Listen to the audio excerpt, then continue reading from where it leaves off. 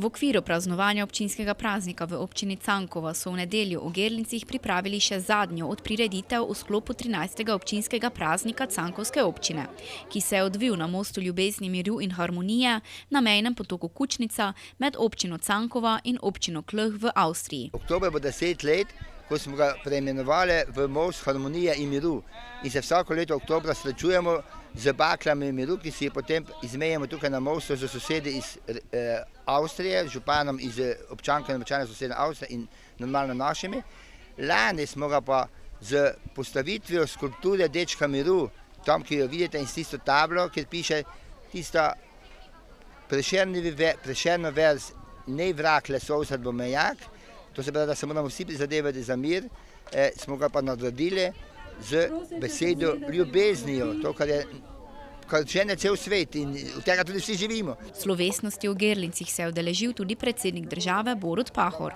In tako se mi zdi, da smo mi vsi danes kot starši, kot stari starši naših otrok, naših vnukov poklicani, da mislimo naprej in na bolje. In danes je tukaj imenitna prireditev. Ena najlepših, na katere se odpravim kot predsednik republike.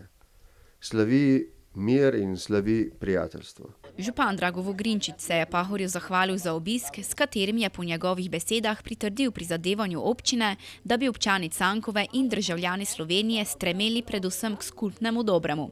Sicer so pa lani v občini Cankova bili osredotočeni na gradnjo vodovoda. Povem, da v občini Cankova imamo nekako široko, dolgoročno projekcijo razvoja in tudi potreb. V lanskem letu je bila osredotočena naša točka končavanje vodovoda sistema B, tako da zdaj priklapljamo in mislim, da je še nekih 20-30 nepriklopljenih na javni vodovod, naše občanke in občane oziroma naša gospodinjstva v vseh naseljih, razen žal v Gerlincih, ki čaka na drugo fazo. Vendar, tudi za Gerlince mi projekte in dokumentacijo imamo, tudi zagotovljena sredstva. Naj povem, kako sem videl včeraj na slavnosti seji in tudi na proslavi osrednji v kulturnem domu na Cankovi. Občina Cankova ima koliko toliko stabilizirane finance, ker vedno gradi na investicijah dolgoročnih in naložbah dolgoročnih, tako da smo tudi pripravljeni, da se konča v naslednjih letih vodovod za vse občane in občanke. Hkrati pa delamo tudi projekte za kanalizacijo. Naj povem, da 50% občanov naših ima možnost, da se priklopi na javno kanalizacijsko mrežje. Zdaj pa v tistih delih naselij, kjer se ne moramo priklopiti zaradi velikih razdalj, tam pa rešujemo parcialno, to se pravi določene zaselek ali posameznika z subvencijo občine in z njegovim angažmajem, da želimo v naslednjih letih, da bo tudi kanalizacijsko mrežje in oziroma problematika odpadnih vod urejena in rešena. Občina si prizadeva s povezovanja s sosednjimi občinami. Občina Cankova se želi povezovati z projekti s sosednjimi občinami in tudi z občinami v sosednji Avstriji. Namreč, kako ste prej slišali, dejansko mi iščemo neke skupne projekte, turistične, razvojne, povezovalne z sosednjimi avstrijskimi občinami, ker vem in spremljam, da lahko iz tega naslova dobimo iz evropskih regionalnih razpisov direktno iz Evropske unije sredstva. In zato je potrebno ustanoviti neko združenje, neko sodelovanje in vsak v svoji občini napraviti projekte, da se potem lahko to skupna sinergija tudi tam realizira. Torej jaz pravim, da je te tri poante, kar se tiče tako imenovane infrastrukture. To se pravi vodovod, kanalizacija in turizem, ki ima veliko priložnost in veliko možnost. Hkrati pa normalno, kar si pa še najbolj želim, da bi v občini Cankova dobili tudi podjetnike, SP-je, družinske kmetije, kjer bi se naši mladi ljudje zaposlovali. Župan si želi tudi izgradnjo term, ki bi pripomogla k razvoju prekmurske občine, prinesla bi pa tudi nova delovna mesta. Si pa želim, da bi občina Cankova, ki ima 2 hektara poslovno obrtne cone za vso infrastrukturo, ki ima tudi pripravljeno izgradnjo projekta sončne terme. To je na kompleksu 6 hektarjev, kjer imamo eno vrtino, zelo kvalitetna voda, z veliko pozitivnih atributi. Žal, ali pa iščemo, se ne utrudimo investitorja, ki bi v to vložil. In če bi se to zgodilo v občini Cankova, izgradnja teh term, bi tukaj zaposlovalo 90 do 120 ljudi. In ne morete si misliti, poleg tega, še pa koliko ljudi bi lahko tukaj prodajalo svoje produkte, od zelenjave do vina, sokov in vse to, kar naši ljudje znajo napraviti. Na obisku pa so bili poljski učenke in učenci iz pobratene občine Ločnja. Včeraj so prišli prijatelji iz pobratene občine Ločnja v Republiki Poljske, oziroma učenke in učenci te šole, ker sem na mojo pobudo lani, ko sem bil avgusta v občini Ločna in sem obiskal tudi njihovo šolo, sem povedal tam tem otrokom, to, da sva župana podpisala pismo o pobratanju in sva se rokovala in fotografirala, je lepo dejanje, vendar ne bo pomenilo nič, če ne bomo skupaj delali in mi dva kot župana sva najbolj odgovorna, če ne bomo skupaj delali neke projekte, neka srečevanja, da boste vi, dragi mladi prijatelji iz te šole v pobratene občine Ločnja iz Poljske, in naše učenke in učence se srečali, se povezovali, se spoznavali in potem boste tudi graditelji miru, prijateljstva in harmonije. In sem tako povedal, ko se bom vrnil na Cankovo za 2 dni, bom prvi dan poklical gospoda Vnateljico in ji povedal, prijavite se na projekt Erasmus, župan in občina bo podprla in bomo povezali.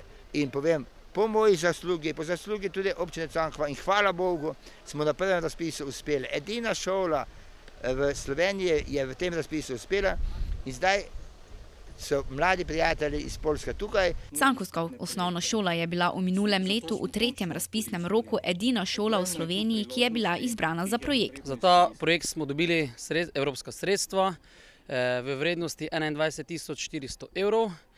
Prijavili smo se pa preko nacionalne agencije Movit. Pri razpisu smo sodelovali z osnovno šolo Ločna iz Poljske, s katero je tudi občina Cankova pobratena. Na pobudo župana Cankovske občine Draga Vogrinčiča je potem stekel postopek s pomočjo občine in potem smo tudi uspeli. Moram povedati, da smo že v preteklosti šola poskušala pridobiti ta sredstva na razpisih, vendar smo bili žal neuspešni. Je to pomembno za mlade, da so dobili ta projekt? Kaj se krepi? Mislim, da je zelo pomembno, da smo dobili projekt, saj s tem mladi se naučijo oziroma izpopolnjujejo v znanju tujih jezikov, spoznavajo druge kulture, druge kulturne dediščine, spoznavajo nove prijatelje in pridobivajo najrazličnejša nova znanja. Pri mostu ljubezni, miru in harmonije v Gerlincih pa stoji tudi Deček miru. Ta predstavlja prizadevanje za mir in povezovanje med sosednjimi narodi. Sicer je pa na prireditvi nastopil tudi slovenski glasbenik Džijani Rijavec. Prijatelji, obrodile so trte, vince nam sladko,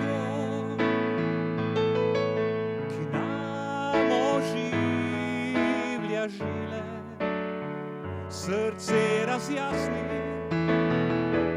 in oko, ki utopi vse skrbi, po trdih prsih obudi, ki utopi vse skrbi, po trdih prsih.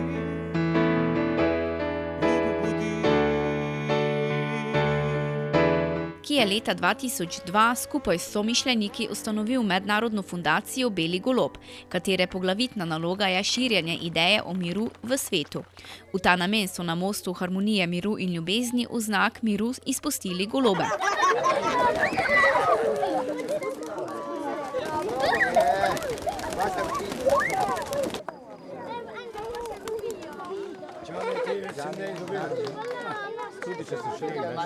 Sporedno pa je v Foglerjevi vili razstava prekmurskih grafikov. Preden bi povedal, kaj je v teh prostorih danes razstavljeno, moram povedati, da smo že pred leti imeli nekaj odmevnih razstav, kot je recimo razstava našega rojaka iz Skakovec, Ludvika Vrečiča, potem akademskega slikarja Nikolaja Bera. Danes pa imamo malo bolj večjo prireditev, saj se nam tokrat predstavljajo naši prekmurski grafiki, kot so Lojze Logar, Štefan Galič, Ignac Meden, Gnezda, Jože Horvat Jaki, potem Zoltan Gabor.